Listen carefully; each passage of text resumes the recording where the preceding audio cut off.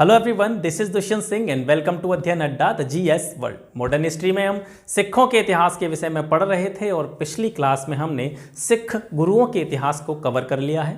सिख गुरुओं से संबंधित जितने भी महत्वपूर्ण तथ्य, जितने भी महत्वपूर्ण प्रश्न आपकी परीक्षा की दृष्टि से महत्वपूर्ण हैं, उन सभी को हम पिछली क्लास में कवर कर चुके हैं। इस क्लास में हम बात करने वाले हैं महाराजा रणजीत सिंह एवं उनके प्रशासन के विषय में।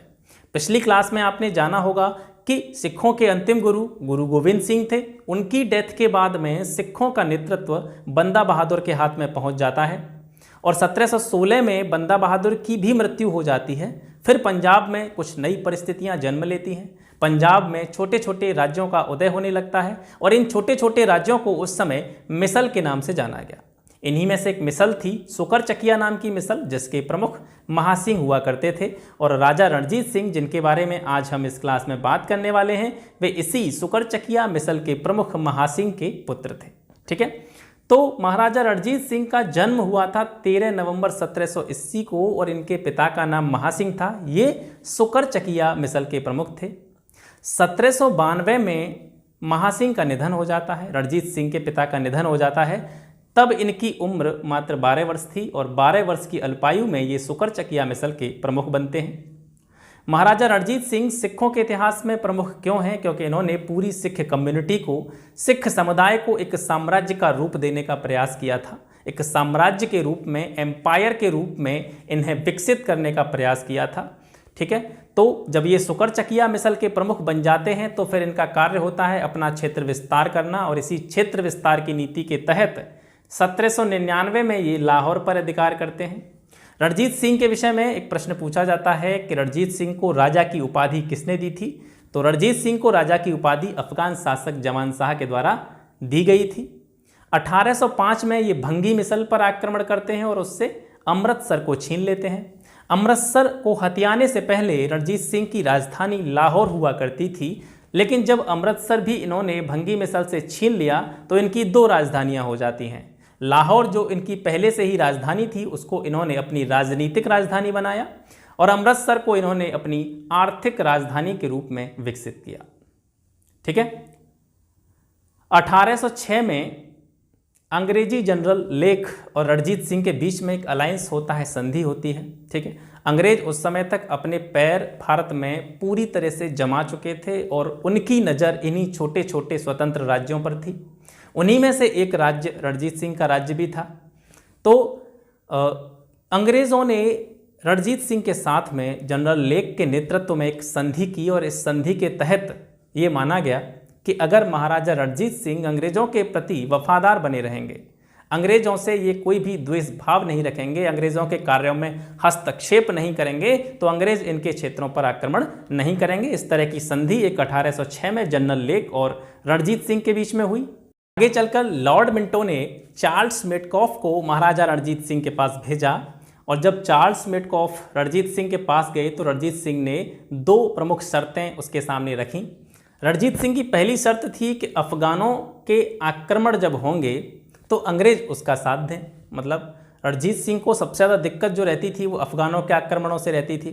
तो रणजीत सिंह ने ये कहा कि मैं आपके प्रति वफादार बना रहूँगा अगर आप मेरा साथ देंगे अफगानों के विरुद्ध। ठीक है, अफगान उस पर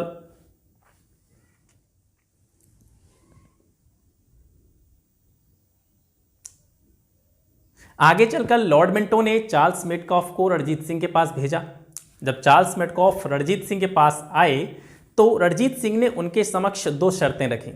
उनकी पहली शर्त थी कि अगर अफगान उसके राज्य पर आक्रमण करते हैं, अफगानों का अगर कोई आक्रमण होता है तो अंग्रेज उस आक्रमण के विरोध में उनका साथ देंगे। यानी अंग्रेज़ों का कार्य होगा कि अगर अफगान आक्रमण करते हैं तो वे महाराजा रणजीत सिंह का साथ देंगे। ये पहली उनकी शर्त थी। दूसरी शर्त रणजीत सिंह की ये थी कि पंजाब का जो मालवा क्षेत्र है, पंजाब का जो मालवा क्षेत्र है उस पर रणजीत सिंह का अधिकार होगा। ठीक है, लेकिन इन दोनों शर्तों से अंग्रेज असहमत थे।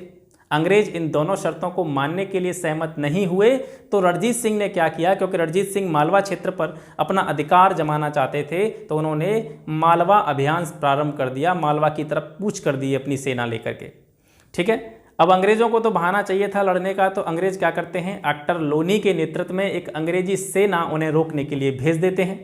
आर्टर लोनी के नेतृत्व में अंग्रेजी सेना आ जाती है और परिणाम ये होता है कि रणजीत सिंह पराजित रहते हैं और उन्हें इस युद्ध के तहत, इस कार्य के तहत अमृतसर की अपमानजनक संधि करनी पड़ती है, जो कि होती है 25 अप्रैल 1809 को। ठीक है, 25 अप्रैल 1809 को अमृतसर की संधि होती है, जिसे अमृतसर की अपमानजनक संधि भी कहा जाता है। और इस संधि का परिणाम क्या निकला था, इस संधि का परिणाम ये निकला कि सतलज जो नदी थी, ठीक है, सतलज नदी को अंग्रेजी क्षेत्रों और रणजीत सिंह के क्षेत्रों के बीच की सीमा मान लिया गया। एक सीमा तय कर दी गई कि सतलज नदी के पूर्व के जितने भी क्षेत्र हैं उन पर रणजीत सिंह किसी भी प्रकार का दावा नहीं करेंगे, किसी भी प्रकार का हस्तक्षेप नहीं करेंगे, वे सभी क्षेत्र अंग्रेजों के हैं। ठीक है, इस तरह की एक सीमा निर्धारित कर दी गई थी अमृतसर की इस अपमानजनक संधि के तहत। 1813 में अफगान अमीर शाह शुजा से कश्मीर को हथिया लिया था रणजीत सिंह ने, और कोहिनूर हीरा जो कि काफ़ी चर्चित रहा है भारतीय इतिहास में, इस कोहिनूर हीरे को रणजीत सिंह ने अफगान अमीर शाह शुजा से प्राप्त किया था। ठीक है, कोहिनूर हीरा रणजीत सिंह को अफगान अमीर शाह शुजा से प्राप्त हुआ था। 1818 में ये मुल्तान पर विजय प्राप्त करते हैं। 1834 में पेशावर जो जगह थी उसको ये सिख राज्य में मिला लेते हैं। 1839 में रणजीत सिंह की मृत्यु हो जाती है। आज भी इनकी समाधि जो है लाहौर में जो है मौजूद है, लाहौर में इनको दफनाया गया था। प्रांतीय प्रशासन के विषय में बात करें कि रणजीत सिंह का प्रांतीय प्रशासन किस तरह का था, उस पर एक नज़र डालते हैं। जो पूरा सिख राज्य था रणजीत सिंह के अधीन, वो प्रांतों में बटा हुआ था। प्रांतों को सूबा कहा जाता था और इन सूबों के जो प्रमुख होते थे, अधिकारी होते थे, उन्हें नाजिम कहा जाता था। सिख राज्य प्रांतों में बटा हुआ था, सूबों में बटा हुआ था, फिर सूबे या प्रांत परगनों में बटे हुए थे। ठीक है, परगनों का प्रमुख कारदार होता था, फिर परगनों का विभाजन तालुकों में हुआ था। ठीक है, परगने तालुकों में बटे थे, तालुकों का प्रमुख जो होता था वो तालुकेदार होता था। फिर ताल्लुक जो होता था, एक ताल्लुक जो होता था उसके अंतर्गत 40-50 गांव आते थे, यानी ताल्लुक का विभाजन गांवों में होता था। गांवों को ही मौजा भी कहा जाता था। यानी रणजीत सिंह के प्रांतीय प्रशासन की सबसे छोटी इकाई क्या थी, गांव थी। गांव रणजीत सिंह के प्रशासन की सबसे छोटी इकाई थी। रणजीत सिंह के प्रशासन में जो केंद्र रहता था, सेंटर रहता था या साम्राज्य रहता था, वो पूरा 12 प्रशासकीय विभागों में बटा होता था। पूरे केंद्र में 12 प्रशासकीय विभाग हुआ करते थे, जिनमें से कुछ प्रमुख विभागों के नाम यहाँ पर लिखने का प्रयास किया गया है। इनको आप देख सकते हैं। इनसे संबंधित प्रश्न भी पूछ लिए जाते हैं, इसलिए इनको यहाँ पे मैंने लिखने का प्रयास किया है। पहला विभाग था दफ्तर-ए-अवाब उल माल। इसका कार्य क्या था, राज्य में भू राजस्व संबंधी सभी मामलों को देखना, इसके साथ साथ आय के जितने भी स्रोत हैं राज्य के, उनकी देख रेख करना। दूसरा था दफ्तर-ए-तौहीजात, इसको कहा जाता था दफ्तर-ए-तौहीजात। इसका कार्य था, जो राज परिवार होता था, रणजीत सिंह का जो भी राज परिवार था, उसके व्यय की व्यवस्था करने का कार्य जो है वो दफ्तर-ए-तौहीजात नामक विभाग करता था। इसके बाद में आता है दफ्तर-ए-मवाजाब। इसका कार्य था सैनिक कर्मचारी जितने भी थे और असैनिक थे, उनके वेतन संबंधी मामलों का निपटारा करना, उनको वेतन निर्गत करना, ये कार्य दफ्तर-ए-मवाजाब नामक विभाग के थे। अगला विभाग था दफ्तर-ए-रोजनामचा खर्च। दफ्तर-ए-रोजनामचा खर्च, इसका कार्य था राजा प्रतिदिन कितना व्यय कर रहा है, राजा का जो भी प्रतिदिन का खर्चा होता था उसका विवरण ये वाला विभाग रखता था। ठीक है, रणजीत सिंह के समय में आय का प्रमुख स्रोत भू राजस्व हुआ करता था और ये उपज का 33 से 40% तक जो है भू राजस्व के रूप में लेते थे। भू राजस्व के कुछ प्रकार भी देखने को मिलते हैं, इनसे संबंधित प्रश्न भी बन जाते हैं। भू राजस्व के कई प्रकार थे, उनमें से 3 प्रमुख प्रकार हैं जो कि लगातार परीक्षाओं में पूछे जाते हैं। एक बटाई प्रथा थी, इसमें जो टैक्स लिया जाता था, कर लिया जाता था, वो वस्तु के रूप में लिया जाता था। बटाई प्रथा में टैक्स वस्तु के रूप में लिया जाता था। दूसरी थी कनकूत व्यवस्था, इसमें उपज को आधार बना करके वसूली जो थी कर की वो नगद करी जाती थी। ठीक है, कनकूत व्यवस्था में कर की वसूली नगद की जाती थी और इसका बेस क्या रहता था, आधार क्या रहता था, उपज। ठीक है, खेत में जितनी उपज होती थी उसी के हिसाब से नगद वसूली ये लोग करते थे। तीसरी नीलामी योजना थी। ये योजना इस तरीके से थी कि जो भी व्यक्ति ज़्यादा बोली लगाता था, ठीक है, यानी जहाँ से टैक्स वसूलना है, जो भी ज़मीन है जहाँ पर आपका खेती हो रही है या उपज पैदा की जा रही है, उस क्षेत्र की बोली लगवाई जाती थी और जो व्यक्ति सबसे ज़्यादा बोली लगाता था उसी को 3 से 6 साल के लिए उस क्षेत्र से कर वसूली का अधिकार दे दिया जाता था। तो इस तरह की 3 भू राजस्व के प्रकार देखने को मिलते हैं, कर वसूली के 3 तरीके देखने को मिलते हैं। अगर रणजीत सिंह के सैन्य प्रशासन के विषय में बात करें तो इनकी जो सेना थी वो मुख्य रूप से 2 भागों में बटी हुई थी। पहला भाग था इसका फौज ए खास और दूसरा भाग था फौज ए बेकवायद। फौज ए खास जो थी इसके अंतर्गत नियमित सेना आती थी, फौज ए बेकवायद के अंतर्गत अनियमित सेना आती थी, ठीक है। अब जो नियमित सेना थी या फौज ए खास थी ये मुख्यतः 3 भागों में बटी हुई होती थी। इसमें पैदल सैनिक होते थे, घुड़सवार सैनिक होते थे, इसके अंतर्गत तोपखाना भी आता था। इन 3 भागों में फौज ए खास बटी होती थी, ठीक है। इसके लिए भी रणजीत सिंह ने अलग अलग उपबंध किए थे, अलग अलग व्यवस्थाएं की थी। इटालियन सेनापति बंतूरा द्वारा रणजीत सिंह के जो सैनिक होते थे उन्हें सैन्य प्रशिक्षण दिया जाता था। आधुनिक तर्ज पर इनके जो सैनिक होते थे ड्रम की धुन पर परेड करते थे, ड्रिल करते थे। इस तरीके का सैन्य प्रशिक्षण रणजीत सिंह के समय में सैनिकों को दिया जाता था। सैनिक जो थे वो निर्धारित ड्रेस पहनते थे। फ्रांसीसी सेनापति एलार्ड द्वारा रणजीत सिंह की सेना को, जो घुड़सवार होते थे, उनको प्रशिक्षण दिया जाता था। इनकी सेना में 122 बड़ी और लगभग 190 मीडियम स्तर की तोपें हुआ करती थी। ये जो पूरा स्ट्रक्चर है इनकी फौज ए खास या नियमित सेना का है। इसके बाद में दूसरा भाग है जो सेना का फौज ए बेकवायद, जो कि अनियमित सेना के अंतर्गत आती थी। ये 2 भागों में बटी होती थी, एक होते थे घुड़चढ़ा खास और दूसरे होते थे मिसलदार।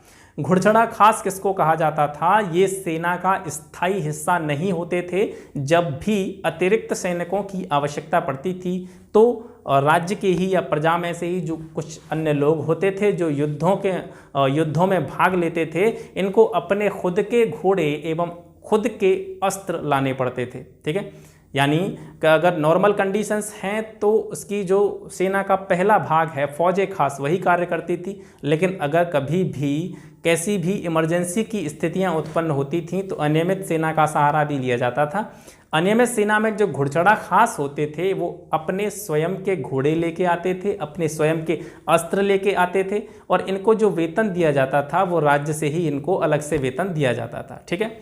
दूसरा भाग जो है फौज बेकवायद का वो है मिसलदार। ये ऐसे सरदार होते थे जिनका राज्य कभी रणजीत सिंह ने अपने अधीन ले लिया था, अपने आधिपत्य में कर लिया था, तो ये रणजीत सिंह के अंडर ही काम करते थे। और ये ऐसे सरदार थे जिनके बारे में बता चुका हूँ कि ये ऐसे सरदार थे इनका राज्य रणजीत सिंह ने ले लिया था, तो वो भी अनियमित सेना के अंतर्गत आते थे और इन्हें मिसलदार कहा जाता था, ठीक है। रणजीत सिंह की सेना के विषय में लॉर्ड ऑकलैंड ने एक कोटेशन दिया था। 1838 में लॉर्ड ऑकलैंड जब पंजाब का दौरा कर रहे थे तो उस समय पर उन्होंने रणजीत सिंह की फौज को देखा और उस फौज को देखकर उन्होंने ये कहा कि ये फौज जो है ये दुनिया की सबसे सुंदर फौज है, ठीक है। रणजीत सिंह की फौज दुनिया की सबसे सुंदर फौज है। इसके अतिरिक्त ये भी कहा जाता है उस समय पर, जिस समय पर रणजीत सिंह शासन कर रहे थे पंजाब पर, उनके बारे में ये भी कहा जाता है कि रणजीत सिंह की जो फौज थी फ्रांसीसियों के बाद सबसे अच्छी फौज मानी जाती थी।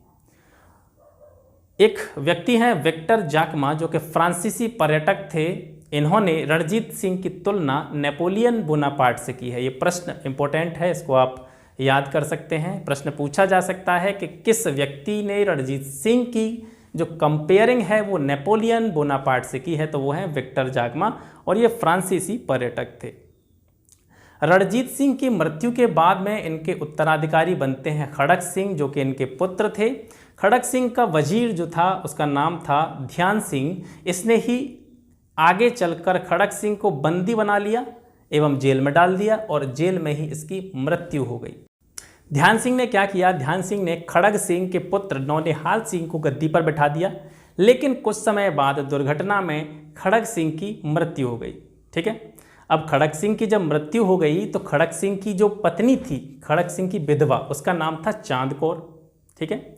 चांद कौर एवं शेर सिंह में संघर्ष होने लगता है। शेर सिंह जो था रणजीत सिंह का ही एक अन्य पुत्र था, ठीक है। खड़ग सिंह की विधवा पत्नी जो थी चांद कौर, तो चांद कौर और रणजीत सिंह के पुत्र शेर सिंह में संघर्ष होने लगता है और इस संघर्ष में जो सेना थी, सिख सेना, उसके द्वारा रणजीत सिंह की विधवा चांद कौर की हत्या कर दी जाती है और फिर जो शासक बनता है वो है शेर सिंह, ठीक है। लेकिन शेर सिंह भी ज़्यादा समय तक अपने स्थान पर काबिज न रह सका। चांद कौर के समर्थक अजीत सिंह के द्वारा शेर सिंह की हत्या कर दी गई।